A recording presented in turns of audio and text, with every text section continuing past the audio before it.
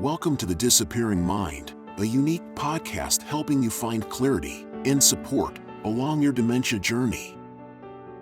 Now, join National Dementia Trainer and Coach, Dawn Platt, for an all-new episode. This episode of The Disappearing Mind is brought to you by Discovery Senior Living.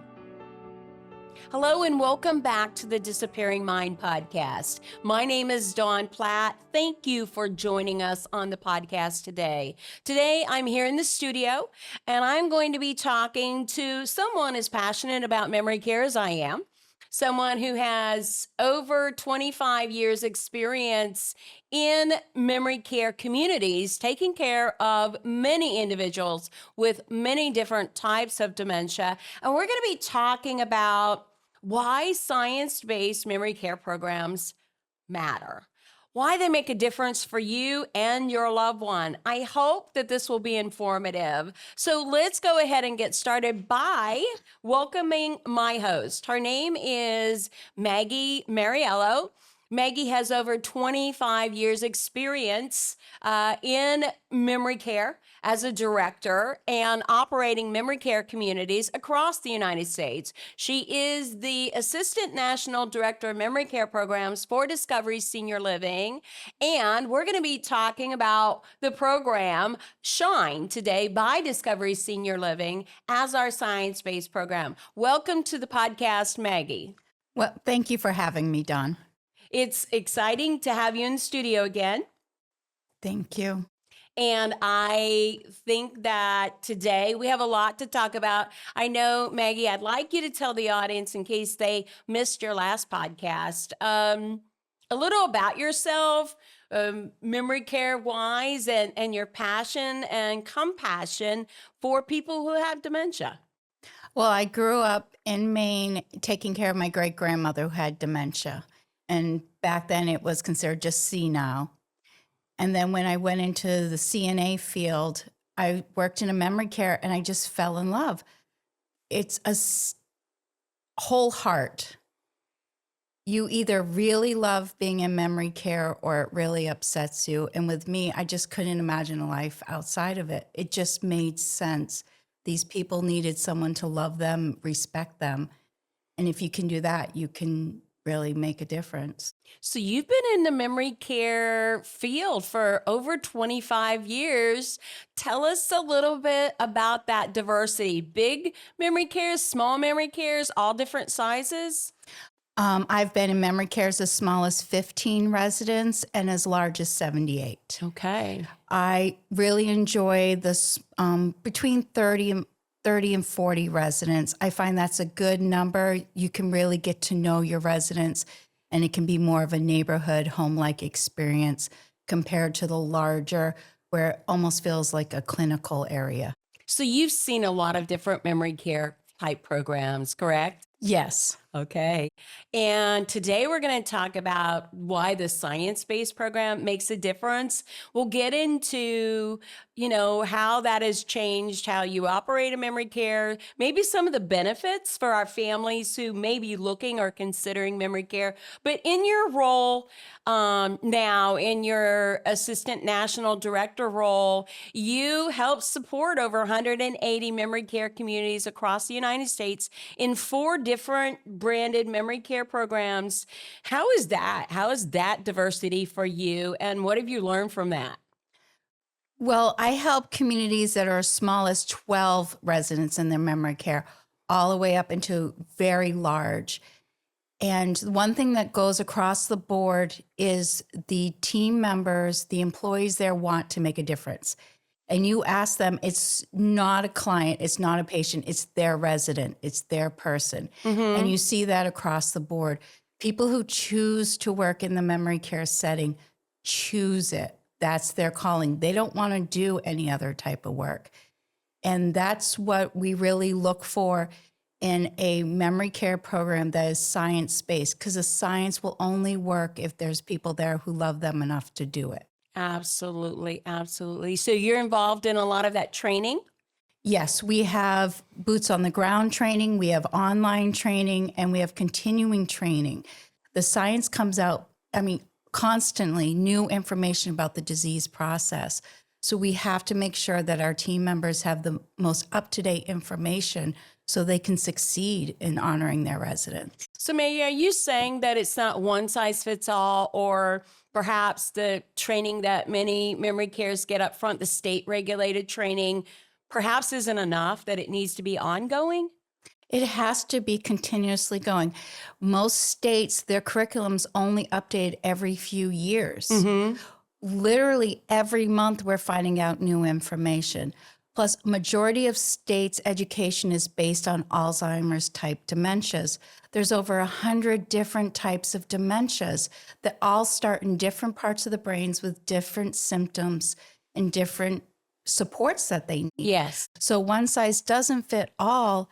There's no way in a few hours training every year that you have enough tools at your disposal to really support these people. Absolutely. Absolutely. I totally agree with that. But, I want to talk about diving into something that Maggie and I feel is truly at the heart of what we do, and that's quality memory care, right? We want to provide quality memory care. What does that mean exactly? We want to educate you, the listener. We want to educate you, the loved one, you, the person who perhaps have dementia, to really kind of understand what you should be looking for and why it's important. And, this is based on, between us, Maggie, we have over 60 years, right? 60 years of experience in the memory care field, taking care of people who have dementia. And we've seen, frankly, things that work and things that don't work, right? But we've seen a lot of changes. And,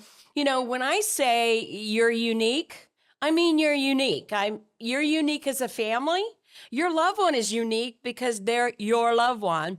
And their disease could be unique. So we don't want to come across that there's one curriculum or one way that works. We know better.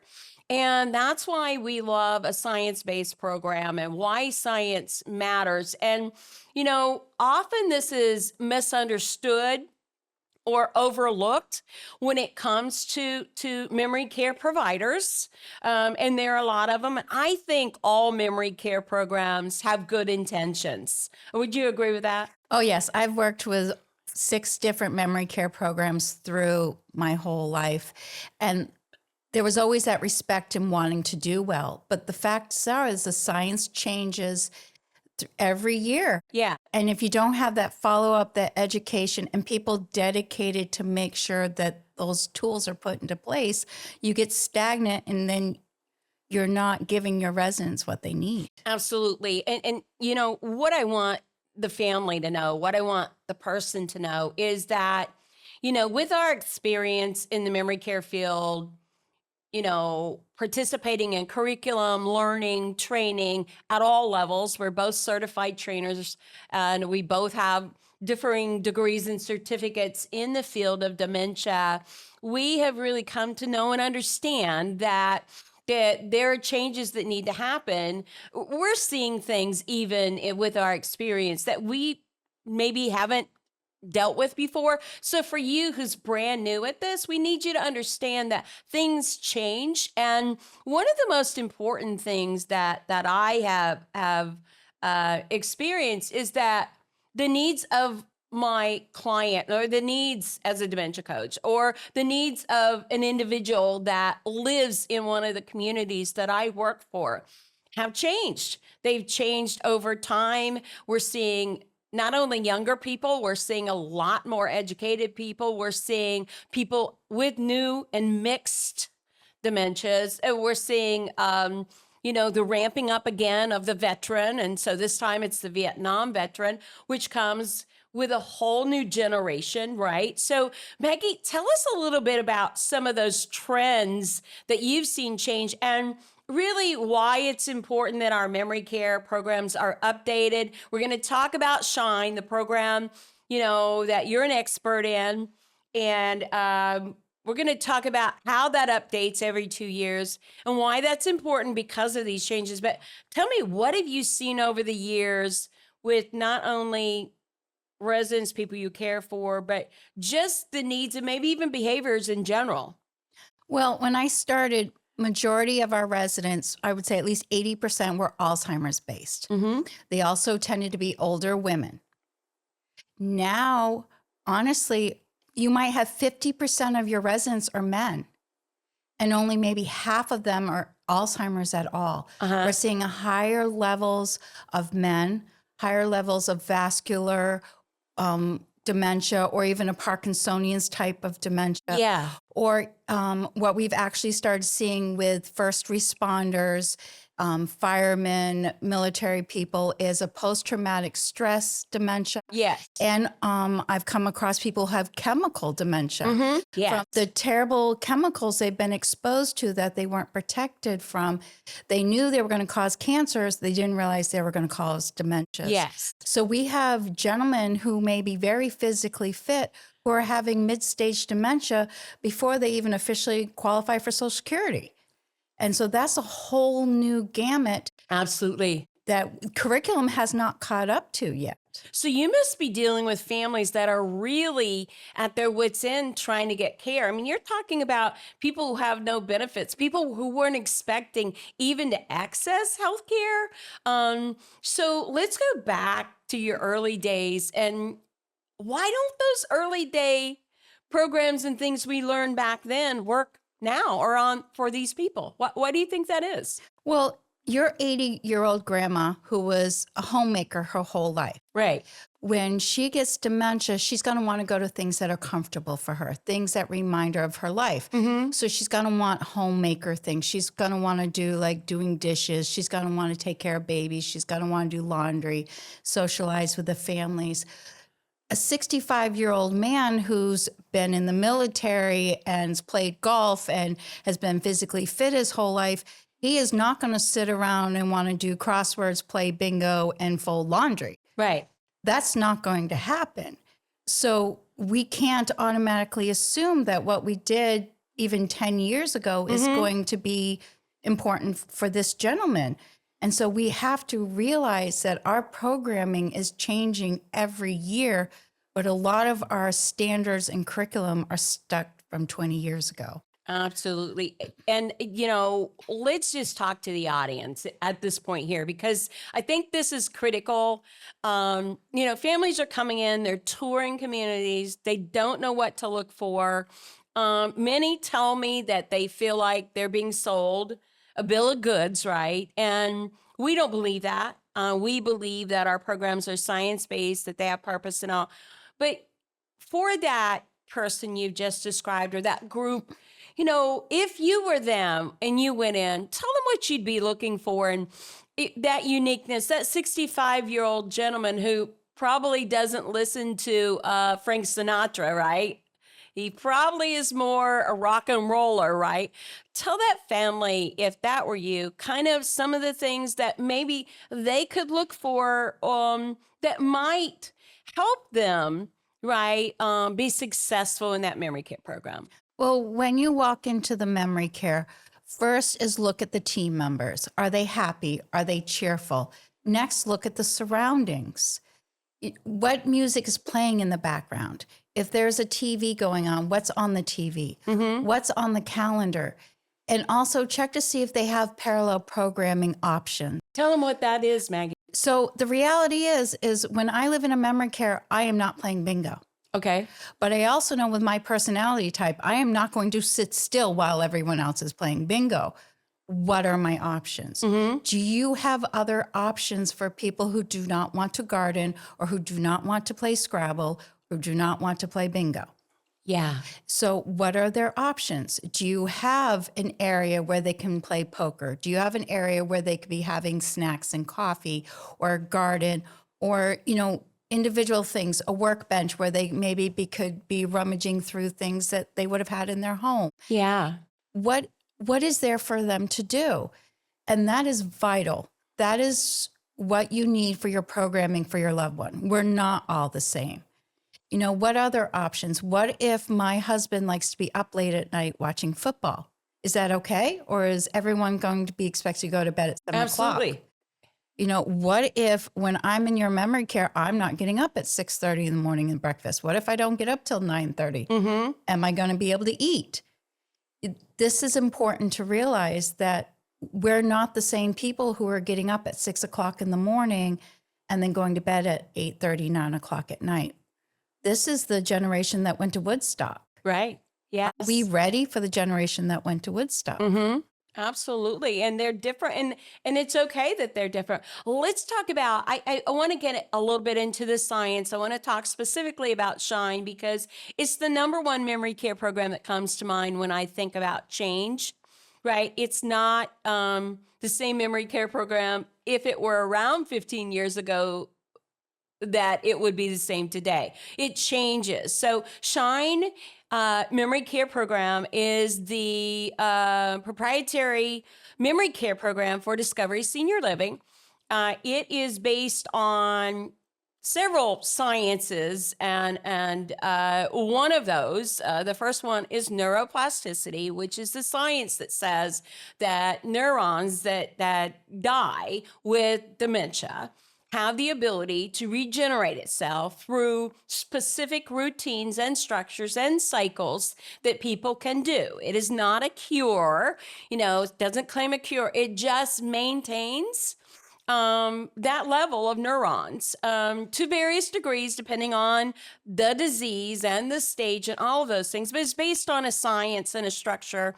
The program is therapeutic. It's not just recreational or socially based, even though it has those components in it, has true science-based exercise, therapeutic regimens like art and music and touch and aroma and all of those things in it. But it also is a curriculum that changes every couple of years based on the Alzheimer's Association, which is the leading experts in the United States, perhaps the world, but in the United States, on Alzheimer's disease and really many dementias, leading research, all of those things. This curriculum actually goes through a stringent process, and it changes. It's updated based on the latest standards in treatment, including medication, right? As well as non-pharmacological approaches.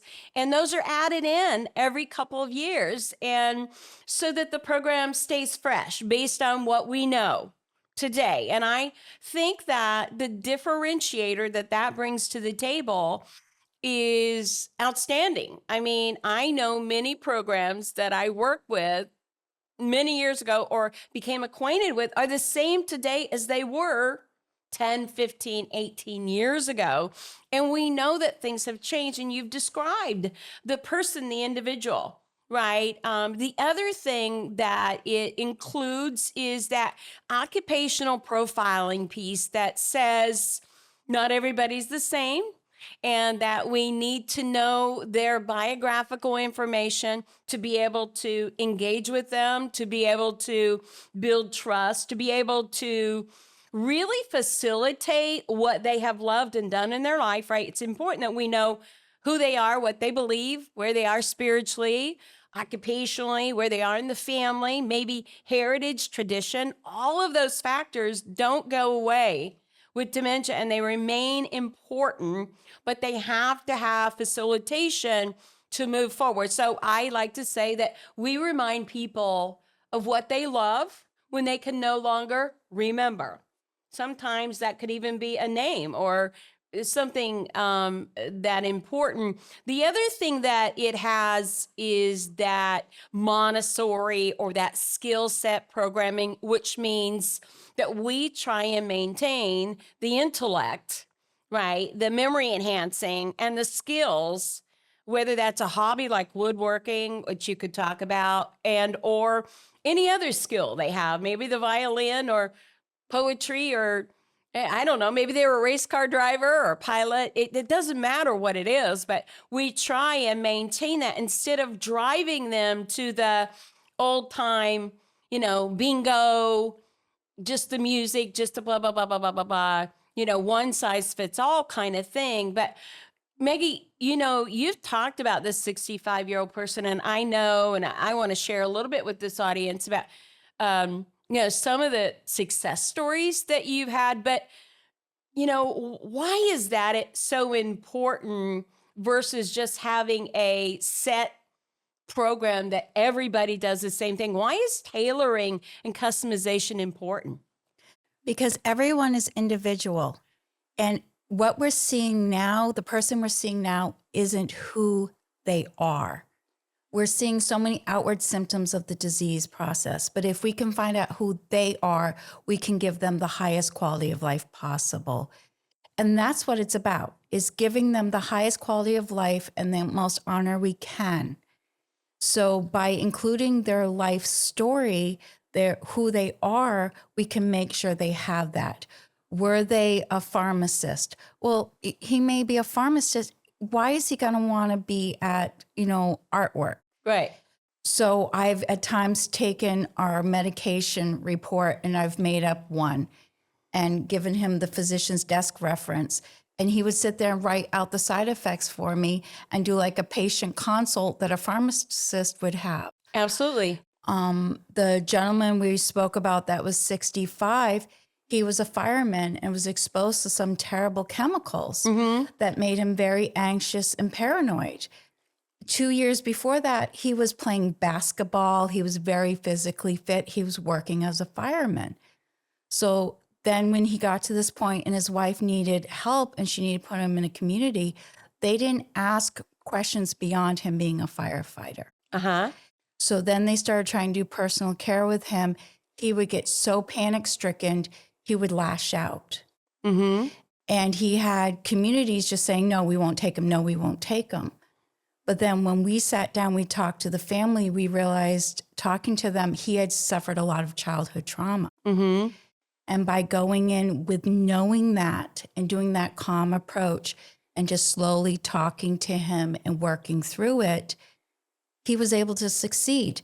This gentleman who was losing weight, not being able to eat, not getting the care he needed, was able to start putting on weight, was able to have meals, was able to be clean and cared for. And his family was able to have real visits with him again. So Maggie, that must have been very frightening for that young wife, right? But also kind of a labeling. I think that we have to be very careful. Not all dementias exhibit behaviors like we're going to talk about. I want to make that very clear. You can't just go through the behaviors of Alzheimer's disease and expect that everybody's going to do all those things. That is absolutely not the case. But there are certain behaviors that can be familiar to certain types of dementia. And then there are others that are just for other reasons. So, I think that learning him, how many communities was he in before he came to you? 3. And less than 6 months. And he failed at all 3. So, the reason he failed isn't that they're bad communities. It's because his circumstances, his age, his disease, his life history, and some of his trauma, right, caused him to do things because you had to build trust with him, right, prior to that. So let's talk a little bit about the most important part, I feel like, of a great science-based memory care program, and Shine has one of the best, is the behavioral management piece. So talk a little bit to the audience, and I want you to do this because I want families to go in equipped to ask some questions. So I'm not saying here, and you'll never hear me say that every community, every program is going to be totally successful with your loved one. Behaviors can be very difficult, but when we partner together, we can have, and I think Shine says, any change is a victory, right? So it's not a cure, but it's a reduction or a change. It makes a difference. But talk about the behavioral management piece, the investigation you did for this person, not his disease, not his whatever, because, he had something pretty specific, and you're going to see those in generalities, but you're not going to see 50% of the individuals who live in memory care have that. right? And then you went back and you did something with your staff, because even your staff was a little fearful in the beginning. Talk about that and how you walk through that.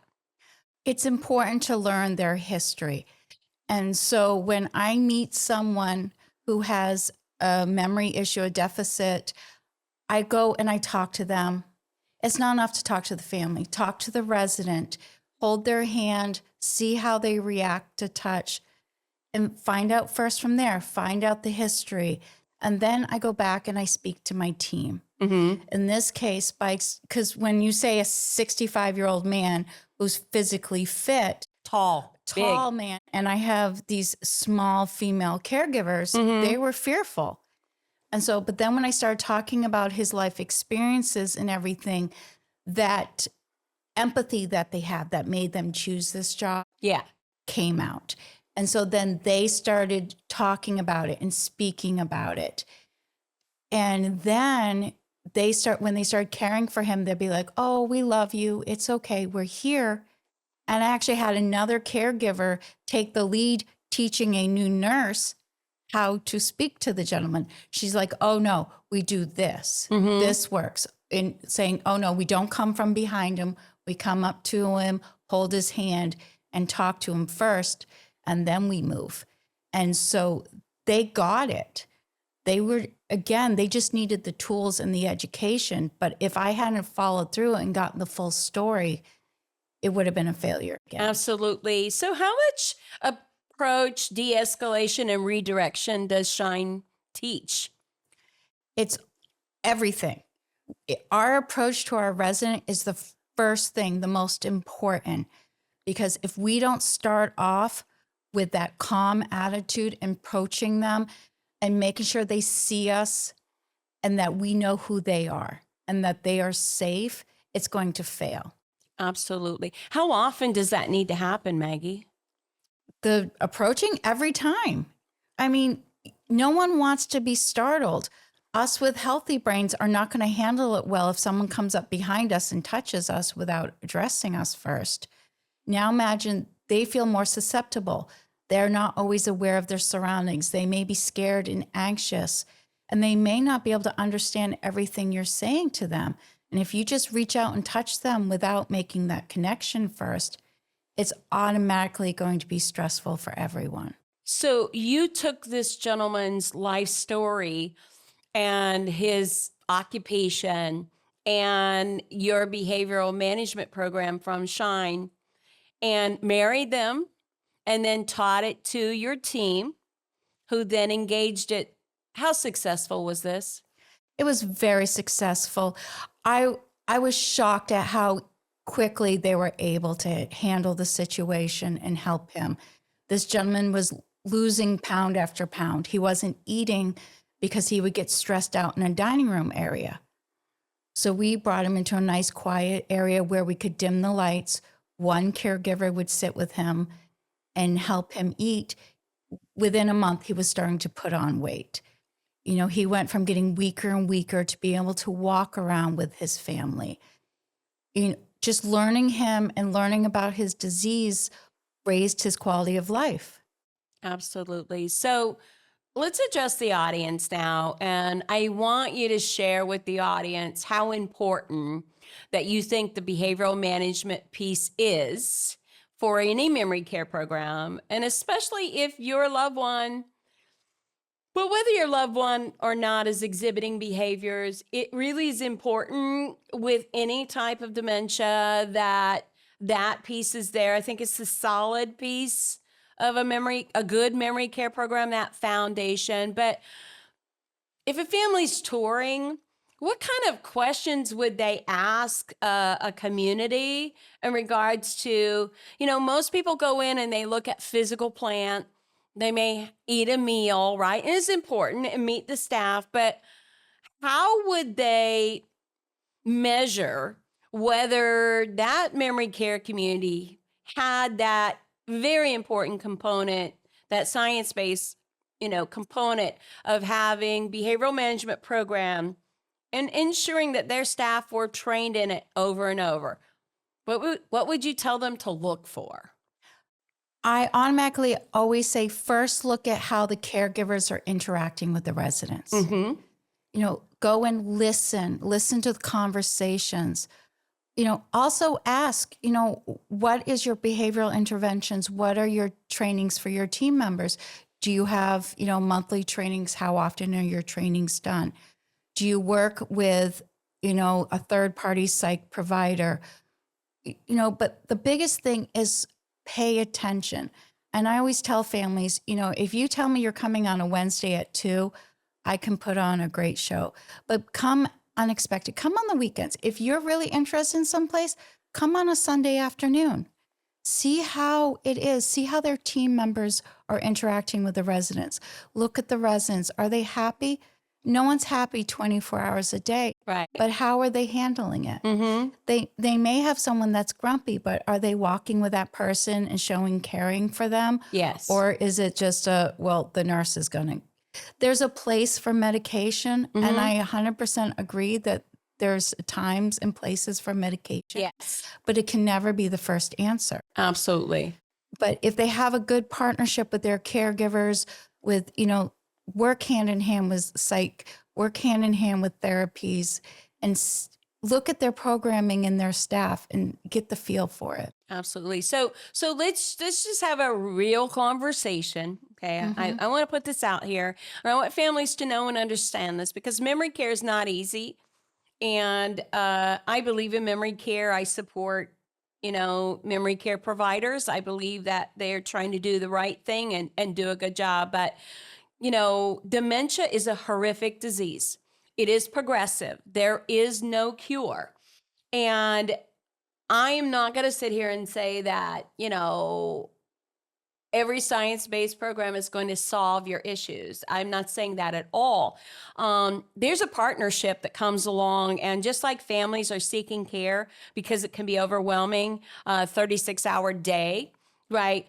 In memory care, there's a partnership, okay, that has to occur between the community team members, right, the director of memory care, and the family. And it's not always perfect. It's not always easy. And what we try and do is prepare you for the next stage, because there is a next stage. And you may grieve at every stage. And just because something bad happens or bad behavior, we're going to walk through it together. So I'm not here, and I don't want you to think that, a great memory care program is going to solve all the issues, all the symptoms, or necessarily do anything like that. I'm saying that it brings quality of life. I'm saying that there's a partnership and a science behind walking this journey together. It takes the family and the cooperation. A good memory care provider will educate you, okay, in the good and the bad, and they're going to call and tell you some bad things, right? But we're going to walk through it together on the journey. I think that that's important. And we're going to be equipped with the proper tools for the best opportunities, right? So talk a little bit about that in that partnership and that success, because we can't cure everything, right? Just because your loved one, let's say your loved one does have extreme behaviors. So they might still have extreme behaviors, but are they safe? Are they minimized?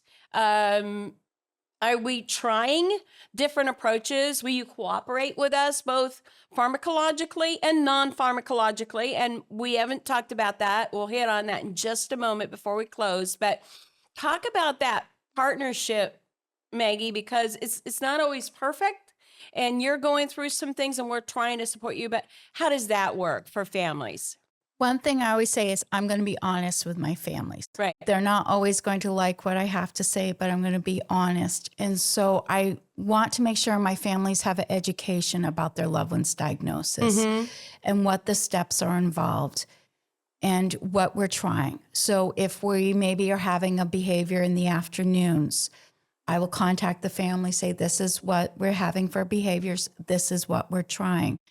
If this doesn't work, we may try this next. Right. And let them know we've got the doctor involved. It might be something that I need to have the family member come in and spend a couple hours in the evening with their loved one. Some dementias, unfortunately, have a very anxious, paranoid kind of state to them. Yes. And so having that loved one that they trust there with them during the most critical times could be a help. And so family members and I have to be a duo, Yes. but I have to give that family that knowledge. I have to let them know what's going on and what's the worst case scenario and the best case scenario. This isn't going to be perfect. Discussing, especially with some of the dementias that don't get as much of the spotlight. We hear a lot about the steps of Alzheimer's, but we don't hear about the steps of Lewy bodies or Parkinson's and what that could mean.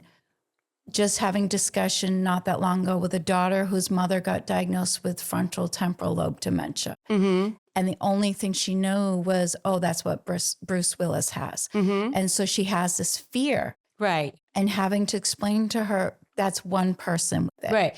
These are the things we know that's going to happen, but this is what we can do to support your mom. Absolutely. Absolutely. So Maggie, let's talk just a little bit before we close on non-pharmacological approaches. What Shine offers in that, what does that mean? Non-pharmacological issues, suggestions are like mom is getting anxious and pacing every afternoon.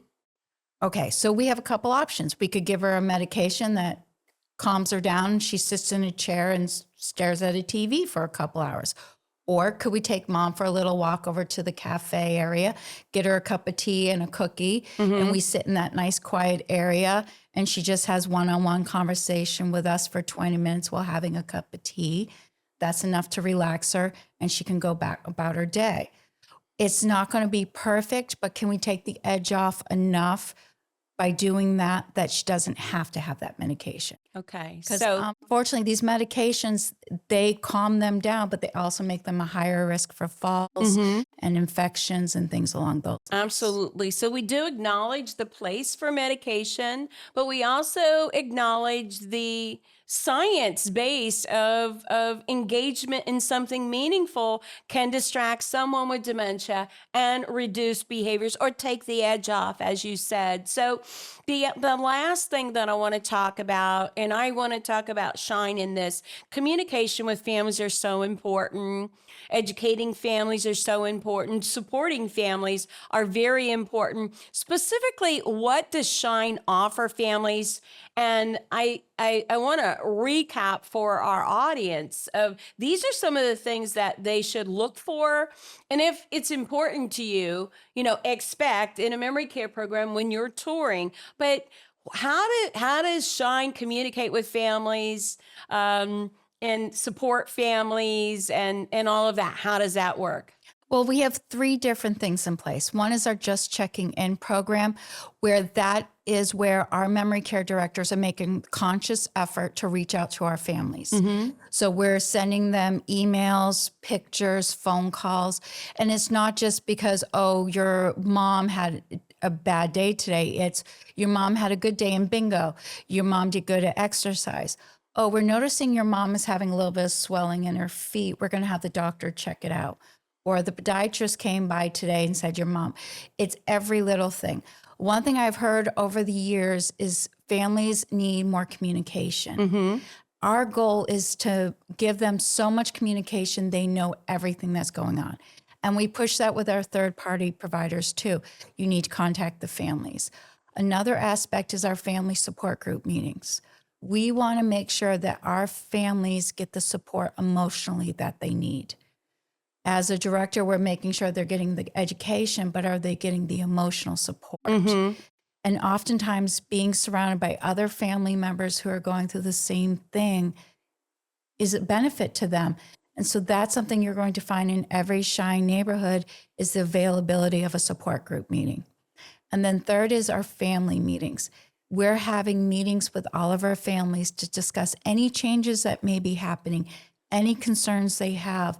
We want to make sure that the families always have someone to talk to, whether it's about a sock missing or they're sad about their loved one going into the next stage. We want to make sure that support is in place for them. And I think that Absolutely. makes the difference, because it's not just the resident going through the disease process, it's this family.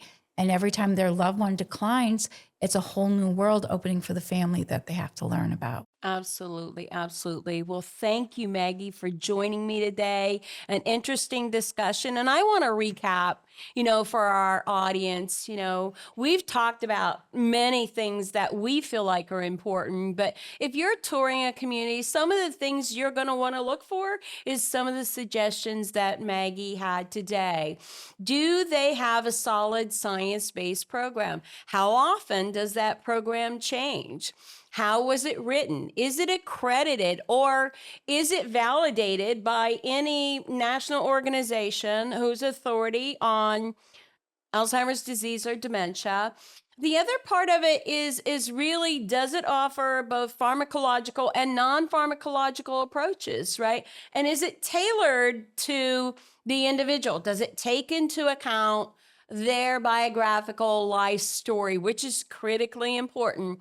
Does it look at Alzheimer's disease only, or does it address the needs of younger, older, and the multiple types of dementia that your loved one may have that are going to make the difference? And then the staff. Maggie talked about the staff a lot, their engagement with the residents, who they are, how often they're trained, what kind of training, are they empowered to understand behavioral management techniques? Is there a behavioral management program based in the memory care program, period? I mean, that's a powerful question that you would ask. And then really that communication piece, I know for me with my own mom, I needed to know.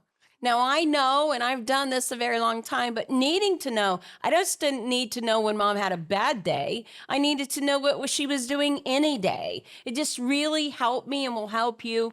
And then knowing that change is coming and that we're going to partner together. So I hope that this information has empowered you to make good decisions and really think a little different. If a physical plan is important to you, that's wonderful. If something else is important to you, I think that there are some basic things that we've set you up with today that you can ask and look at. You are the individual. You are empowered to make the decision, and I am never going to tell you the decision to make, but I'm going to enlist my experience and the experience of my guests to help you make a good decision for you and your family. So thank you for joining. Please subscribe, share the podcast, visit us on Facebook, on YouTube. Please, if you are interested in asking questions to the podcast or a special podcast you would like us to do, please visit the website at www.thedisappearingmind.com. Let us know, comment, like. We would really enjoy that. Our goal at the podcast is to get this information out there to as many people as possible. And at the end of the day, we want to make a difference for those people walking this journey together. Until next time, this is Dawn Platt. Make it a memorable day. Thank you for joining us for the Disappearing Mind podcast. We hope it's helped you find clarity and support along your journey. Be sure to subscribe to never miss an episode, visit our website to suggest future topics, and share the podcast with friends and family.